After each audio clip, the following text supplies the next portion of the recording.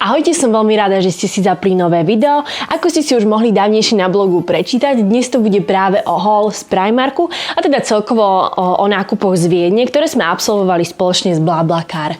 Ako som vám na blogu písala, BlaBlaCar je služba, ktorá vlastne funguje na princípe zdieľania nákladov na jazdu a teda ide o takú istú formu spolujazdy, kedy si vy ako spolujazdič alebo vy ako vodič rezervujete miesto v aute a môžete sa teda buď pridať k niekomu alebo zobriete niekoho do svojho auta a zväzíte ho na miesto, na ktoré potrebuje. Ja používam BlaBlaCar už dosť dlhú dobu, dalo by sa povedať v súkromnom živote, kedy vlastne chodím domov na východ a často beriem niekoho so sebou, pretože mi to znižuje náklady na samotnú cestu. Tentokrát sme však využili BlaBlaCar na nákupy, čo teda bolo niečo úplne iné ako doteraz a celkom som sa toho aj obávala, pretože sme mali namierené do Gerasdorfu, do G-Drive, čo je vlastne trošičku mimo Viedne a následne sme sa chceli zastaviť v Pandorfe, takže som to musela nakombinovať tak, aby to všetkým vyhovovalo a teda hlavne, aby vodiči s tým nemali problém, takže to bolo trošičku zdĺhavejšie ako zvyčajne, lebo za normálnych okolností si v podstate len rezervujem jazdu a je to, ale tentokrát som musela trošičku obvolávať a trošku aj špekulovať a opýtať sa, či sú ochotní nám zastaviť tam a tam. Našťastie však všetko dobre dopadlo, vodiči boli veľmi milí a dostali sme sa tam, kam sme sa dostať potrebovali. Aby som teda veľa nekecala o takýchto formálnych záležitostiach, ktoré ste si v podstate už mohli prečítať na blogu alebo si ich možno ešte len prečítate, ideme na ten haul. Do Primarku chodívame na jesenné nákupy, respektíve na sezónne nákupy väčšinou na jar, cez leto a potom na jeseň, zimu, kedy vlastne vždy doplňame nejaké zásoby toho, čo nám chýba. Ja teda v šatníku mám toho pomerne dosť, ale vždy sa nájde niečo, čo teda na tú danú sezónu by sa ešte hodilo.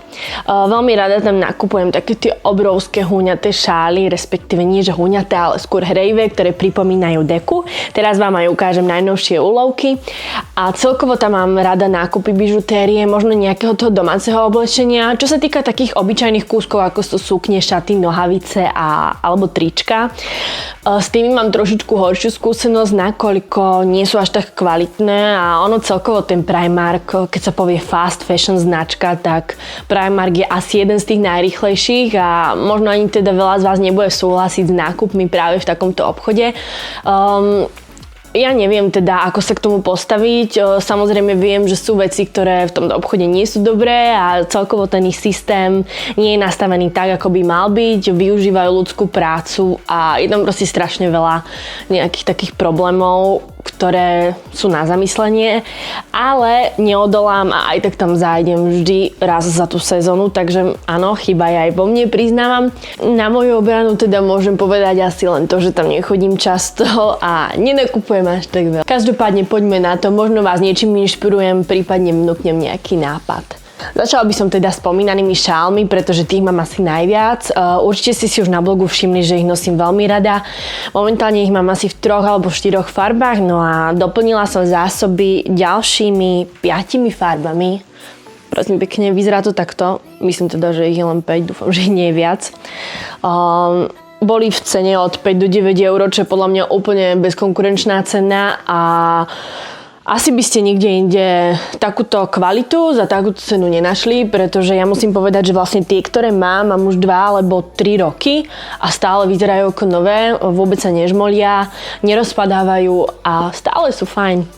Tento konkrétne je oboj strany, z jednej strany je takáto teda kohutia stopa, z druhej strany je klasicky károvaný v sivo-bielo-hnedej kombinácii, takže super k hnedým kabátom, k čiernemu kabátu, bielemu, takisto sivému a možno teda na nejaké zneutralizovanie nejakej tej divočiny, ja neviem, napríklad keď budete mať baby blue kabát, tak ho môžete kvázi uzemniť týmto šálom alebo touto farbou. Ďalší je takýto klasický vínový károvaný, teda s bielým prešívaním.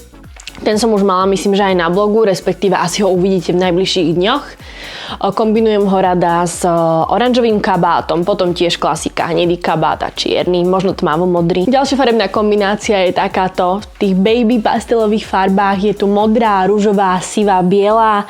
je úplne ideálny teda k tým mojim všetkým rúžovým kabadikom, bundičkám a takisto k modrej, k tyrkysovej.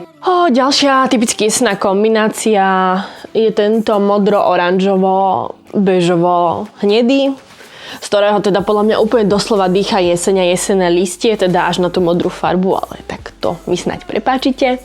No a posledným šálikom je takýto, práve že už by som povedala možno v tých zimnejších, vianočnejších farbách, kde sa strieda modrá, biela a červená a tiež svetlunko modrá so sivou. Opäť modrý kabát, sivý kabát, čierny, červený. Ak máte nejakú zase výraznú žltú, tak aj k tejto určite pôjde. A celkovo akože tieto šále sú tým super, že je v nich toľko farieb, dajú sa veľmi ľahko kombinovať. Tým, aké sú široké a dlhé, tak sa do nich môžete úplne kompletne zabaliť. Buď ich môžete nosiť klasicky len tak prehodené, ak to teda väčšinou vydávate aj u mňa na blogu. Klasika, hej, iba na doplnenie možno nejakého kabátu, farebnej kombinácie. No a ako náhle zafúka, tak sa do nich môžete takto zabaliť. Inak práve som si asi zaklínila mikrofón, takže sa ospravedlňujem. Takto sa môžete do nich zabaliť a je vám fajn. Aby som teda nekupovala len šáliky, kúpila som si aj čapičky. Mám takéto dve pletené. Na základe skúseností z minulého roku som si vlastne kupovala tento model, pretože minulý rok som si kupovala, myslím, že sivú a červenú. Tento rok teda takúto maslovú a rúžovú. Ja osobne teda nemôžem povedať, že nemám rada čiapky, ale mám veľký problém s tým, že väčšinou ma tuto na čele strašne všetko svrbí. A práve tieto tu, oni sú tak robené, že aj keď tu vo vnútri majú gumičku, že sú stiahnuté, tak vôbec k tomu čelu tak neprisadnú a nepriláhnú teda a nikdy ma tá hlava neškrabe, čo je super. Takisto aj rukavičky, tieto sú kožené, majú tu hore aj takúto srsť. Perfektne sa mi inak hodia ku kabelke, ktorú tiež buď ste už videli, alebo ešte len uvidíte v pripravovanom videu a takisto v outfitoch, takže myslím, že sa máte na čo tešiť. Teraz by som vám asi ukázala možno asi jediný sveter, ktorý som si kúpila. Strašne som sa tešila, že si kúpim nejaké roláky a klasické svetre, lenže v Primarku je ten problém, že tie materiály sú fakt do ničom. Sú strašne papierové a vyzerajú hrozne. Ale podarilo sa mi nájsť jeden svetrík, ktorý vyzerá takto. Je teda klasický bez zapínania s obyčajným golierom cez hlavu. Nie je úplne krátučký, pekne sedí vlastne až po bedrá, takže mi nebude v ňom ani zima.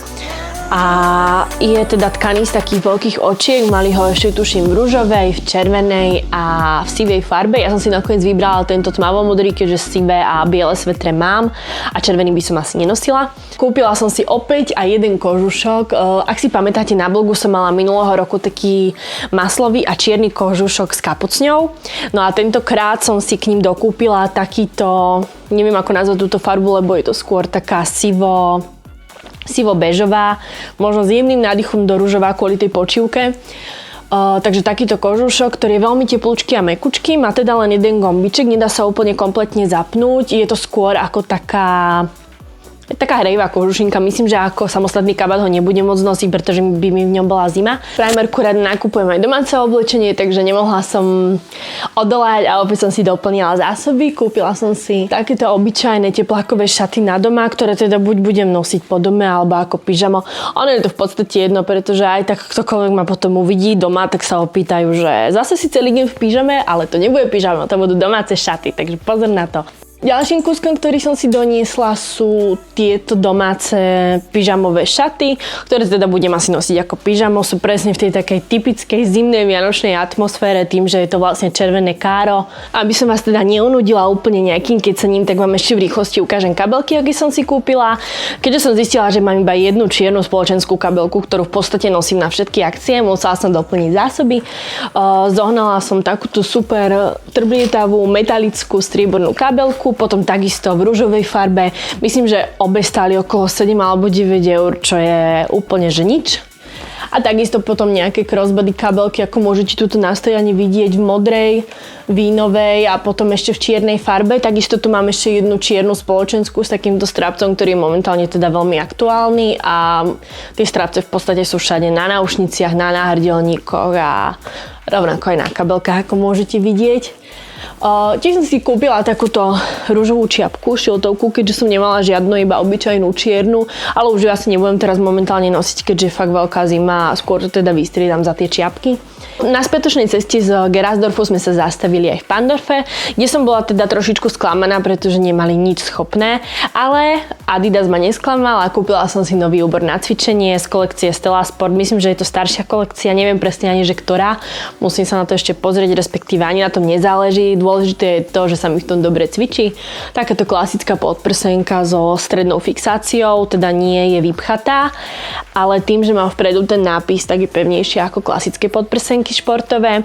No a potom takéto dvojfarebné nohavice, ktoré sú možno trošičku extravagantnejšie tým, že sú aj dvojfarebné, ale pri cvičení je to si myslím úplne jedno, hlavné je cítiť sa pohodlne a možno aj sebaisto, keďže chceme, aby sa nám cvičilo dobre, aby nám nič netrčalo. Ja vám teda ďakujem, že ste si pozreli dnešné video a budem rada, ak sa uvidíme aj pri ďalšom. Ahojte!